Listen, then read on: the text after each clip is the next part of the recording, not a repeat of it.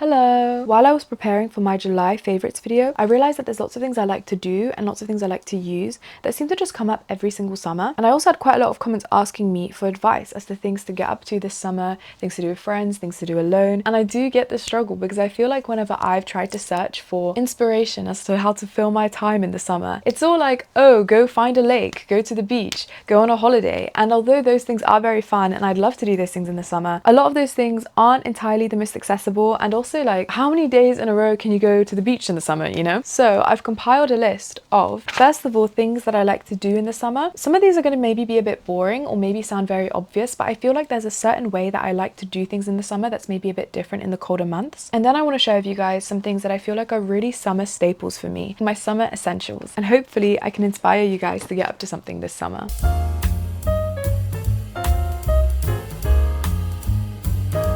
First of all, I think it would be very on brand for my channel to talk about reading. I obviously like to read most of the time, but I do feel like between winter and summer, there is a bit of a shift in what I tend to read and the things I tend to get out of reading. And I think that both serve their purpose, but because I've been in this kind of wintry reading mood for quite a while, it's been really nice to change a bit my approach to reading. The first thing I've noticed is that I think in the winter, I tend to read things that are a lot more reflective and philosophical. I think a lot more like self-analytical, I guess. I'm trying to almost get to know something about myself, or I'm using reading as a way to understand myself better. But I feel like I let go of that a lot in the summer, and I allow myself to read things that I perhaps feel no relatability to, and I don't feel like I've gotten something huge out of, but I've just had so much fun reading, and I really enjoy that, especially because it can get quite intense in the winter when I'm only reading things that are like intensely philosophical and intensely psychological. It just gets a bit much. But in the summer, I really relax and I just read a lot of novels and a lot of fun things and a lot more lighter things, or heavier things that perhaps are just like not really relatable to me. And I feel like that is so fun because as much as reading can be a great tool to see what's inside,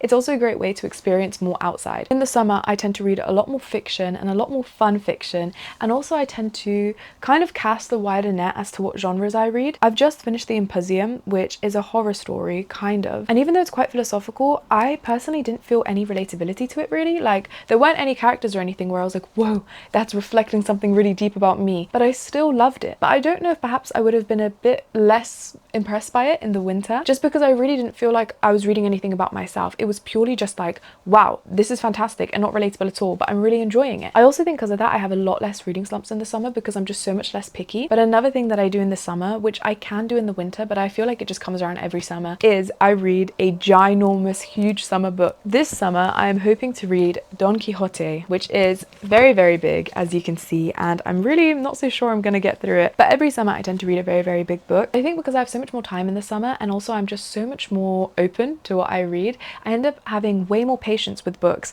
and so I just end up reading a ginormous book. I guess that's my very long-winded way of saying that in the summer I really recommend, first of all, read things that you wouldn't normally read, be a bit more experimental with the things that you read, but second of all, to read something ginormous and humongous and have a big summer read.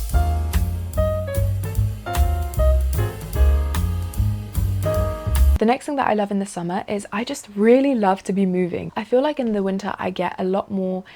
Is sedimentary the word? Oh no, that is not what I meant. Sedentary. I'm a lot more sedentary. I'm very inactive. I feel a bit like a bear that's hibernating, and I just don't really have much energy for things. But in the summer, I feel restless. Like, I like to really be on the move most of the time. I like to spend a lot of time outdoors. In the past, I used to be a hardcore gym hater. I don't know why. I think I just didn't really like the psychology behind like basically going and doing exercise for exercise's sake. Before, I would like to incorporate exercise in a way that felt a little bit more natural. For example, like, I don't know, going on very big walks or climbing trees. I really used to like to swim as well. However, recently I have been going to the gym, and by recently I mean I've gone to the gym twice, but you guys aren't ready. I'm gonna be humongous soon, hopefully. I'm also really happy because I think before I was a bit put off the gym because I associated it with a bit of an unhealthy mindset towards exercise. But the reason I've been going to the gym now is because I was hearing about like strength training and working with weights and how good it is for like even your bone density. Like, there's so many other benefits I didn't realize. It's been really nice going for that reason because I really feel like I'm doing something very loving for myself, and I'm excited to have nice strong bones and healthy joints. I'm gonna be a very strong granny. That's very exciting. I also really like to do exercise at home, so something that I've been doing recently is this Skillshare course, Yoga for Beginners, a 15-day foundational course by Abby Carver. As much as I liked the idea of stuff like Pilates and yoga, I never felt like I could do it at home. I just didn't really like the videos that I would watch, to be honest, and I always felt like it's something that I would have to join a class and like do in person to be able to enjoy. However, this course has been so fantastic, and I think for me what's so different different about this course compared to other yoga courses I've tried is that Abby Carver is just so brilliant at explaining things. One thing I hate is when you're watching like an exercise or stretching video or something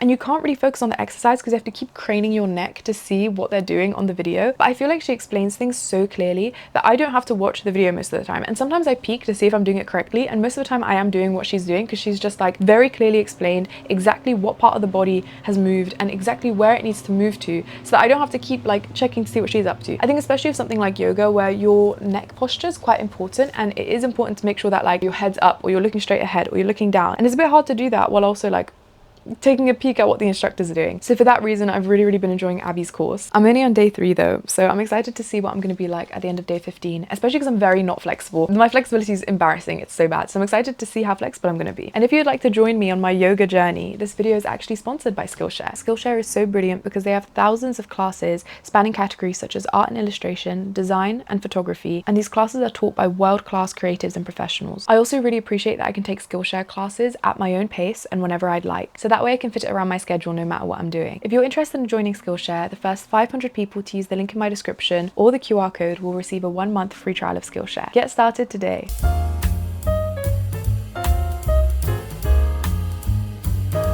As I already mentioned, I really love to move in the summer. However, one particular form of moving that I feel like really comes out of me once it's summer is walking. In the winter, I do like to walk, but I feel like it's not in the same way. Like I feel like in the winter I walk and I feel a bit dreadful because I get quite bad seasonal depression. And also it's just very dark and dreary a lot of the time. And there's not even a lot to look at, to be honest. So I feel like when I walk in the winter, it's a lot more reflective. I feel like in general, a lot of winter is just a lot more reflective for me. But in the summer, I really feel like the way I walk completely changes. In the summer, I do lots and lots of big walks, and I feel like there's lots of little brain games I like to play to really be aware of my surroundings, and I feel like it's such a grounding activity and I feel so much more mindful, and I'm able to do it for so much longer, and I feel so much more present in my surroundings when I walk in the summer. Of course, one brilliant way to walk is to walk with friends, but I do have some advice if you want to walk alone. I know also a lot of people struggle walking alone, and I do feel like it's a really good practice, to be honest. I used to really struggle with being alone, like in general. I found it very soothing to be around other people, and I found that when I wasn't, I would be quite anxious, and I do think that learning to go on walks alone has been tremendous in helping me to get used to being by myself a bit more. So I've got 3 little activities to share that I think are quite good fun to do when you're walking alone. The first one, and you can do this for friends as well, to be honest,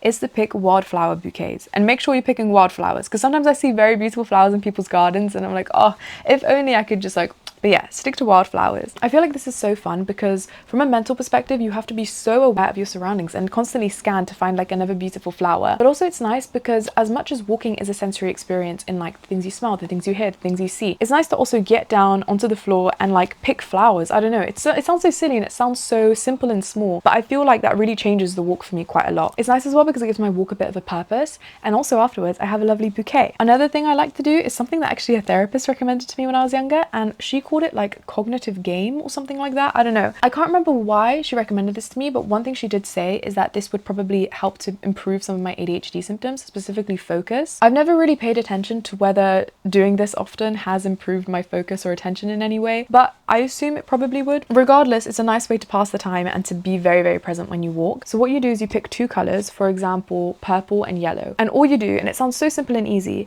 is you notice 3 things that are yellow, and then you can switch and notice 3 things that are purple, and then you can switch. And I find that picking colors that aren't very common in your surroundings makes this a bit harder and a bit funner, because you have to stay so focused, to be honest. Like if you get distracted, you'll probably forget what number you are on, and then you have to start again. And the last thing I really recommend, which actually I get a bit of hate on whenever I bring this up, is I love to come up with poems in my head, but I specifically love to then let myself forget them. But a lot of people say they don't really like that, and specifically they wouldn't like that if they felt like they'd come up with a really good poem. But for me, the better the poem, the more satisfying to let it go. I think that's partly because I used to have issues surrounding control and feeling very anxious about needing to be in control all the time. And it's such a nice reminder, I think, that like nothing is mine, you know? Like yes, okay, I may have come up with this brilliant poem that I'd like to keep hold of forever, but I've forgotten it. It's gone. It's also such a nice way to keep me creative, and like I don't feel this pressure of like, wait, I need to quickly like sit down and write down this poem, or like, oh, I need to make sure I remember that one. I just let it go and come up with another poem as I keep walking. I think it also allows me to play with my poetry quite a bit, and I can make really crap poems because it's not like I'm gonna write it down or tell anyone, you know? So it's a nice creative practice as well. But yeah, those are 3 things that I like to do if I'm walking by myself.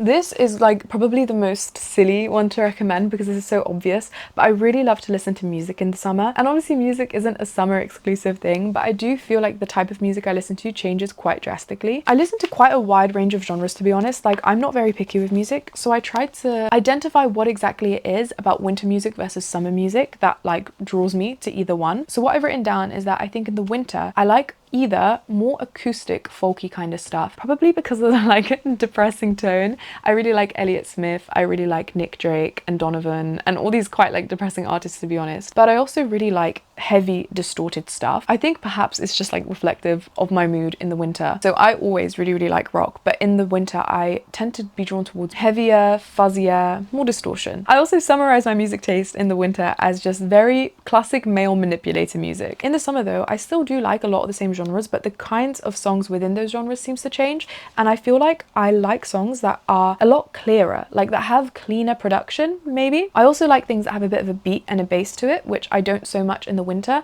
and I think in general I just like things that are quite upbeat and quite chipper. So for example, I always really like rock, but whereas in the winter I probably would listen to more like Weezer and Nirvana, in the summer I really like the Velvet Underground and Buffalo Springfield. I've also got 5 songs that no matter what year it is are always in my summer playlist. These are the summer classics for me. I've got Anna by the Pixies, Over You by the Velvet Underground, Lady Brown by Nujabes, The Way You'd Love Her by Mac DeMarco, and Murmullo by Buena Vista Social Club. Just very cheery things, to be honest. I remember in the winter me and my boyfriend were talking about how our music tastes are different, and I made this big huge huff about how I really don't like things that sound overproduced, and I don't like things that like, I don't know, I was talking about how I feel like when things have clearly had a lot of post-production and feel very clean, it feels like almost like the humanity's been sucked out of them. I think I was just a bit depressed, to be honest, because like in the summer I have no issue with that at all. I actually quite like the clean sound. Probably less so than my boyfriend though. He really likes nicely produced things, whereas I prefer things that I think are a bit grittier maybe.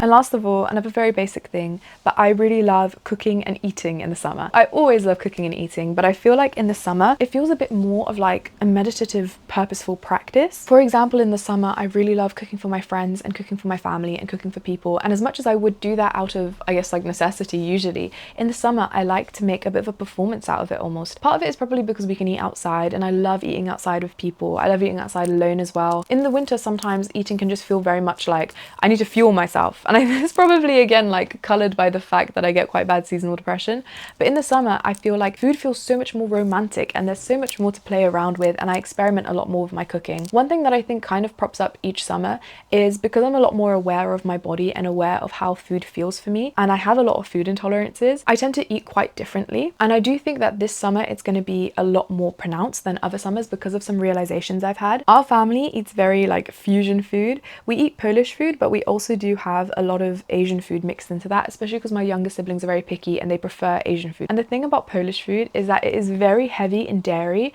but it's also very meaty. And even if it's not like heavily meaty, there's still meat in a lot of the cuisine. Like for example, the base of most Polish soups is rosół, and rosół is a chicken bone broth. So it's like there's meat everywhere and there's dairy everywhere. I am lactose intolerant, so I have cut out dairy for the most part, but I'm a bit cheeky with it. And I am cheeky with it in winter because I'm just a lot less aware of my body, so I don't really recognize how much discomfort and pain I'm feeling from having had dairy. Although meat can feel nice for my body, it doesn't feel as nice as a plant-based diet. I think in general I seem to just respond the best, and my body seems to really like plant-based foods. The problem though is that my family does not eat that way. So in the winter I'm a bit lazier with it and I just eat whatever my family's eating, and just like we stick to our usual meals, and a lot of those meals do make me feel quite sick. They do have dairy in them, which I literally can't eat, and they are very meaty. Whereas in the summer I think I tend to recognize the fact that like, wait, I feel brilliant when I have plant-based alternatives. I'm gonna focus on having more plant-based alternatives. However, this year I feel especially inspired to have plant-based alternatives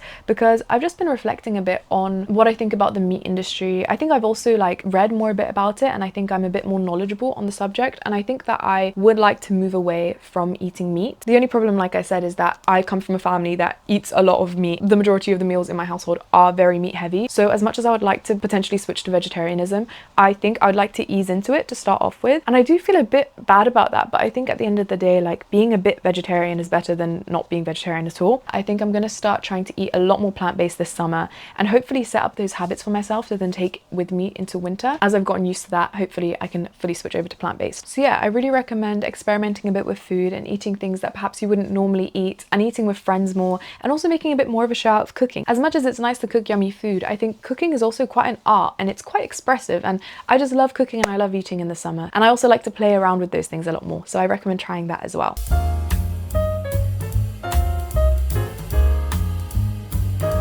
Moving on to products now, I really want to share some sun creams. I have sensory issues, so for me, sun creams have been a big problem where I just wouldn't wear sun cream for very, very long because I just hated the sticky, greasy feeling so much. But I think as I learned more about the risks of sun damage, I was like, yeah, no, I actually need to like figure out something for myself, and I need to compromise with myself. And I would wear things that were a bit greasy, but I've now managed to find things that I feel like aren't greasy at all and feel basically like moisturizer. So I really, really want to share those. First of all, I have got this Green People Mineral Sun Cream, high SPF, 30 UVA UVB, and this is specifically not the face one, this is the body one. I won't be able to explain this, and I don't even know how my mum found this information, so I won't be able to share this well, and this might not even be accurate. My mum does quite a lot of research about like stuff like microplastics and nanoparticles, and from her research she said that this sun cream is very, very safe to put on your skin, and she really, really likes this one. This is her favorite sun cream, so that's why I bought it. And then as for actually how it like sits and how it feels, because for me that's like the priority, it is brilliant. The only beef I have is that it takes really long to rub in, and occasionally you can get the like flakiness of sun cream, and I don't think it's from any products I put beforehand or afterwards, because I've used this like on its own, I've used this after moisturizer, I've used this after I put on moisturizer hours before, and no matter what I always get a teeny bit of peeling, but it's very minor, so it's not an issue for me at all. It will be like a teeny weeny bit maybe on my like neck or something that I've like not properly rubbed in, and yeah, it does take quite a bit of time to rub in, but this does just feel like moisturizer. It sits so lovely, it's so comfortable, so I really like this one. I also recently got these in a PR package, but like this isn't sponsored, I didn't have to share, and I saw a lot of people talking about these, but I was like a bit hesitant to try because they looked a bit too good to be true. These are the Dr. Althea sun creams. I've got this green tea fresh one and this aqua glowing one. These I like almost can't believe that these are sun creams, because these literally feel like moisturizer but also rub in like moisturizer. Like, it's crazy how good these are, and they're both SPF 50, so these are brilliant. Yeah, I've been really enjoying them, and I think I will be purchasing them once I run out, because these are just like so great with my sensory issues. Another thing I'd like to recommend, I don't have the label on this, I took the label off, but this is the Davines UV hairspray. Let me check what it's like definitely called. This is the Davines Sue Milk, and it is a sun protecting leave-in hairspray. Leave-on softening milk enriched with UV protective filters that protect cosmetic color and hydration during sun exposure. It keeps the hair soft, light and combable. I literally put this all through my hair, but especially on my ends where it's very dry and damaged and definitely needs a bit of protection. One kind of sun cream thing that I think I want to start looking at potentially is oh, I forgot I moved my parting. I was like, wait, where is it? It's like a scalp sun cream. I want to try look for something like that. If you have any recommendations, please let me know. I really want to get Parasol. Please let me know if you have any Parasol recommendations. I'm taking my sun care very, very seriously this year. But those are my favorite sun creams that don't cause any horrible sensory greasiness.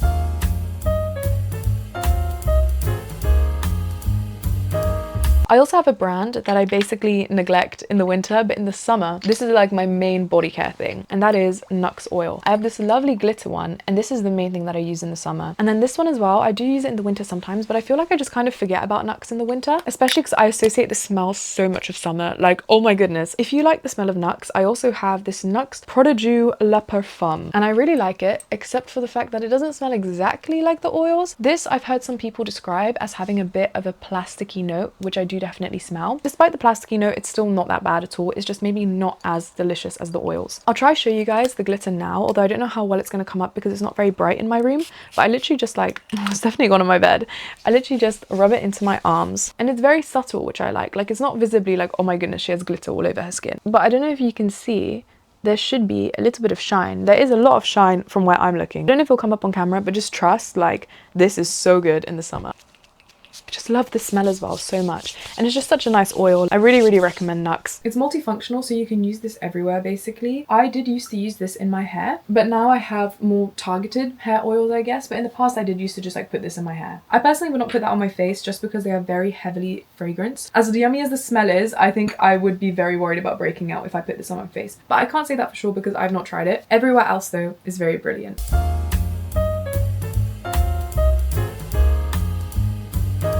As for like my summer uniform, I love cotton mini dresses. Oh my goodness. And like I wear them everywhere in the summer. I sleep in cotton mini dresses, I go out in cotton mini dresses always. I at the moment have 3 to share, but I would like to potentially get more just because I wear these so much in the summer that like they're always in the wash at the same time, and then I don't have any cotton mini dresses to wear. And they're so comfortable. I really don't like the feeling of clothes, to be honest. I feel really restricted in clothes. I love feeling as naked as possible all of the time. I also overheat very easily, so that's another reason why I like things that are very loose and very naked. And cotton mini dresses are great because it really does feel like I'm naked. So first of all, I have this beautiful stripy red and white one from Urban Outfitters. Next, I have this gorgeous pointelle. Is that the word? I don't know how to pronounce it. This kind of like fabric, and this is from Cuckoo Intimates. And then my favorite one, I have this other one from Cuckoo Intimates that I got on the sale, which was so nice because I was kind of unsure about it, and then when I saw it was on sale I was like, okay, maybe this is a sign. Which like I'm trying to stray away from having that kind of mindset because I really want to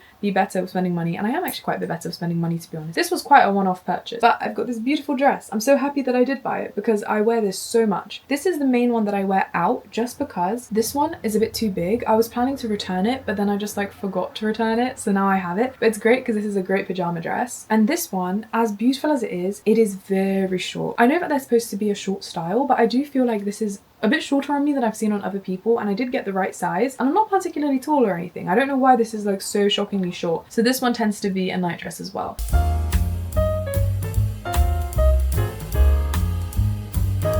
I love painting my little stubby nails, so I'd like to show you guys the colours that I like to use in the summer. In the winter, I think I'm a lot more experimental with nail polish, which is like still not really experimental at all, but I'll do a lot more like metallic finishes and stuff like that. Whereas in the summer, I tend to either have naked nails like I do now, or I have these 3 colours that always seem to be used in the summer. First of all, I have my favourite nail polish, which I've definitely told you guys about many times, and that is Mavila 287 Blue Mountains, which I think might be discontinued. So I'm sorry if it is, but this is so brilliant. It's like the perfect shade of blue. But there are 2 others that I really love. The first is this brick red orangey kind of colour, and this is SE 67 Meet Me at Sunset. I love an orangey brick kind of red, and this I think is my favourite kind of shade because I'm very particular about it. I feel like this one's very fun in the autumn as well, but I use this one a lot. I think I might paint this one next actually, to be honest. Now that I'm looking at it, I'm very tempted. And I also have this Avon one, Precious Earth 60-second nail enamel. This one's beautiful. I don't really know how to describe this colour, but I feel like it goes very well with my skin tone, and it's such a lovely colour. I don't tend to like greens, but I do like very earthy tones. Literally, what is there not to love about this colour? Wow. Other than that, I do like to just have my naked nails, and I also like to keep my nails short. Like this is probably the longest I would have my nails. I really hope they're not disgusting and dirty because I keep like showing them. I tend to have very short nails in the summer, and if I were to have longer nails, I only really allow it in the winter, I think, just because I'm being so lazy in the winter that it doesn't really bother me as much. But in the summer, where I'm like walking so much and I'm climbing things and I'm doing things and I'm using my hands, I can't stand to have long nails. So I really like to have nice short stubby nails, and sometimes paint them with one of these 3 colours.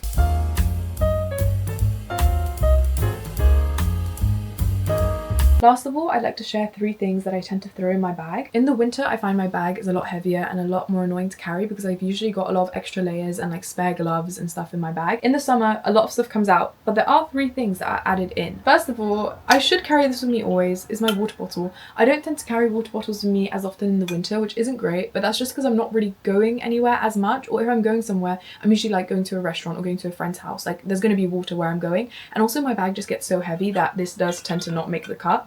However, in the summer, this is everywhere with me because I'm sipping on water constantly. This beautiful bottle is a Chili's bottle, 500 milliliters, and I think this is an Emma Bridgewater collaboration. I found this in Waterstones, and look at all the lovely faces. The other thing that I love in the summer, and you've probably seen me wearing these already, are these kind of headbands. They're just so nice, especially now that my fringe is growing out. I just really like them to keep my hair just out of my face in the summer. As much as I love summer, it is a bit of a sensory nightmare, and a lot of the things that I tend to use in the summer are things to try and mitigate the sensory nightmare of summer, and these are one of them. And last of all, in the summer, it is a bit more integral for me to carry around nice smelling stuff. In the winter, I do definitely carry around little perfumes with me, but in the summer, it's a bit more of a necessity because it is easy to get stinking in the summer. I have this teeny weeny Jo Malone English Pear and Freesia, and I also have very pretty atomizer with Floral Street Sunflower Poppin', which is my favourite scent. And also I have this deodorant, which let me quickly find the name of because I've taken off the label. In the winter, I really like to use Wild deodorants. They do stain quite a lot. I think if you rub them in, it's not that bad, but I just don't really like the feeling of rubbing in the kind of like sticky sticky deodorant, so I don't do it, and it stains all my clothes, and I very visibly have white deodorant marks, but it doesn't matter when you're wearing like 3 layers. In the summer though, the pits are out, and so I like to use this one. This is the Buy and Send deodorant, and it is literally £2 and is aluminium free, so it's really brilliant. I didn't really like this one before. I can't remember why. I preferred the Wild,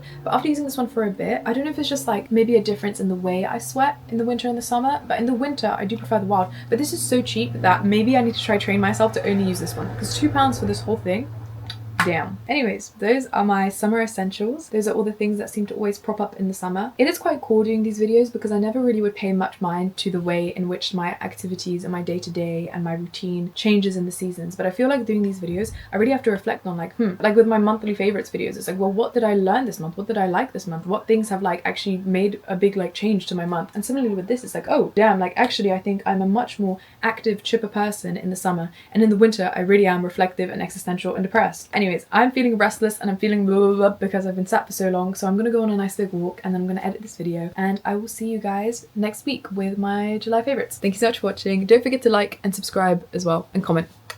Bye!